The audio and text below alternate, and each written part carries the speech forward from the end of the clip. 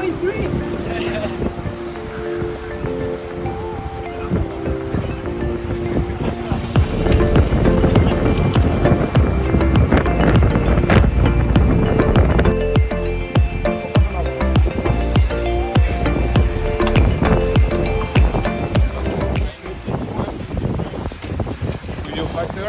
Right.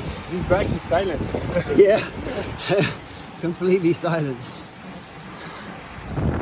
Just went down a very bumpy section. If you know it, it's down the back of the Andrax climb.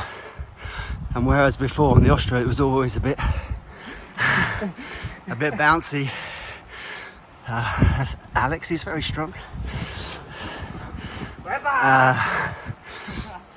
On this bike, so the Ostro is kind of a little bit out of control, very harsh down there, but this bike just kind of settled down it. It was much smoother, and it's the same wheels, same tires, same pressures, so it's got to be down to the frame, I think, really. Okay, I'm gonna have to catch up here. Okay, Sworks SL8 update time. I've been riding it for a good couple of weeks now. Some varied rides, hilly, flat, the whole thing. And I've slotted into this bike very easily, very well. There's been no difficulty, adaptation time or anything like that. It just feels right, it feels good. And I think really the main difference compared to the Ostro that I'm feeling is the comfort side of it. It's definitely less harsh than the Ostro. And I didn't notice it as being a problem on the Ostro necessarily, but this bike does seem to smooth out the bumps that bit easier, and it leaves you in more control when the road gets quite rough and you're going quite fast. So that's a nice thing to have. And because the wheels and tires are the same, pressures are the same, then it's really down to the frame, perhaps the seat post a little bit. That's what's doing it. So that's an interesting thing to take away from this. In the meantime, what I've been doing is trying to tune it and tweak it a little bit. So for example, this Roval handlebar, you can see here, which is actually the wrong size for me. It's a 400 by 135. I'm really wanting a 380 by 130. It's fine, 135 is fine, but it's a bit too wide for me. And I'm actually waiting for a 360 to be available, and I may well go for that. You can see this Garmin, I've reduced the height. It sits quite high, which seems a bit silly because you've got this very nice aero bar, and then they make it so your Garmin sits proud of it. Now I've reduced that height by a good couple of mil by machining, taking this off, machining away the material below it, also machining plastic away from here so that it sits lower.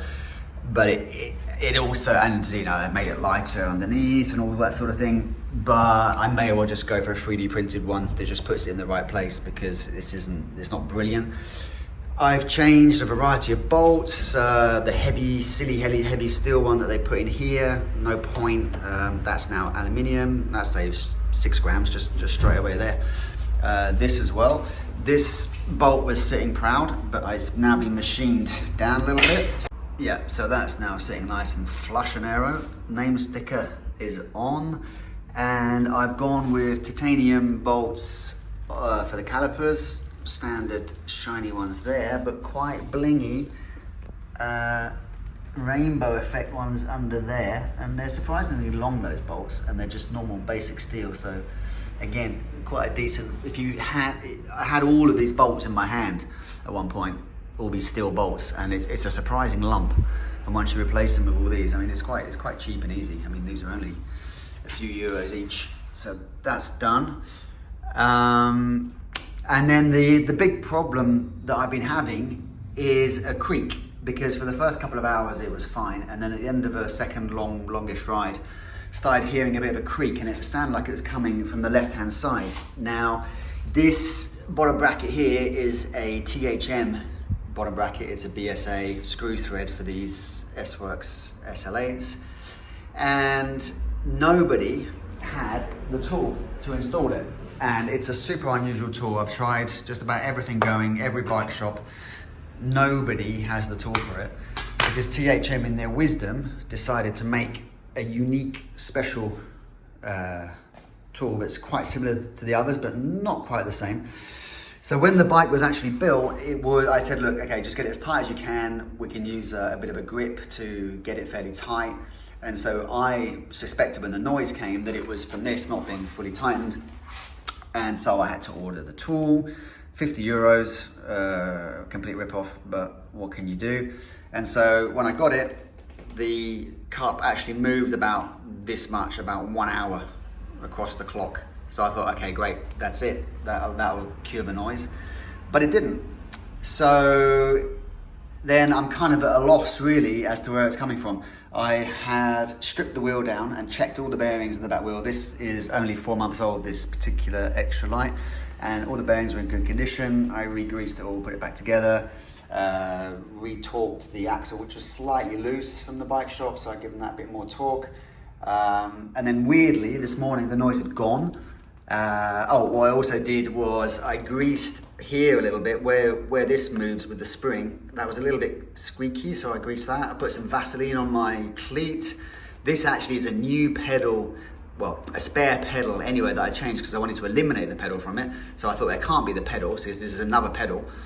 But I thought, well, I'll check that anyway. And this morning, weirdly, there was no noise. But lunchtime, riding home, it came back gently, and then back to work again. It was there just as before. So it's really strange. I haven't got to the bottom of it yet.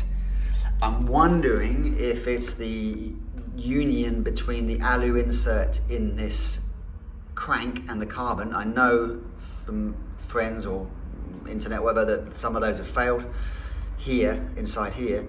But it doesn't seem to be loose in any way or moving or creaking in any way. There's no noise there. If you it's only when you push hard on the left-hand pedal. If you unclip and just pedal with the right-hand side, there's no noise.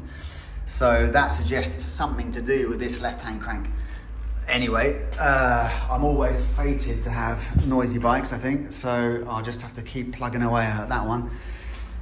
But otherwise, it's good. So I'm waiting for the 360 handlebar. That will drop some weight. I'm waiting for Darimo seat post. That will drop some weight. I have ordered a Saibai Chinese carbon crankset with carbon rings, which will drop some weight over this Aldo. And then I can put the Aldo in the Factor Ostro and complete that bike, so I can use that as an aero bike.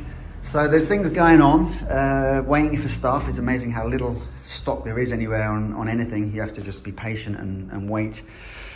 And then, so yeah, right now it's like 5.85. That's with a fairly heavy 28mm tire on the back and a 25 on the front. I have a sort of time trial Vittoria record 25mm, which is only 215 grams. That chops off 80 grams straight away. So with that on, we're going to be 5.75, and then when all the other stuff arrives, 5.6, 5.7, something in that with light tires, which is not super practical. But the other thing, this gap here is fairly large, given that it's already a 28mm tire. I guess the thing is these days is they have to allow for larger tires because people want to run up to 30, 32 or whatever. So that's why you have to have this gap. But there's no doubt that if you can keep this gap very small, you're going to be more aero. And I don't really want to run sort of 30mm tires, and it's a shame that I'm kind of missing out a little bit on a bit of aero here.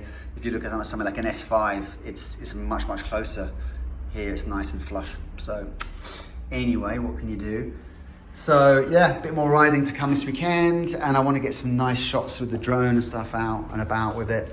I will be doing a comparison video of the Saibai cranks when they come against the Aldo, against Dura Ace here, which looks very nice, but it's a bit heavy.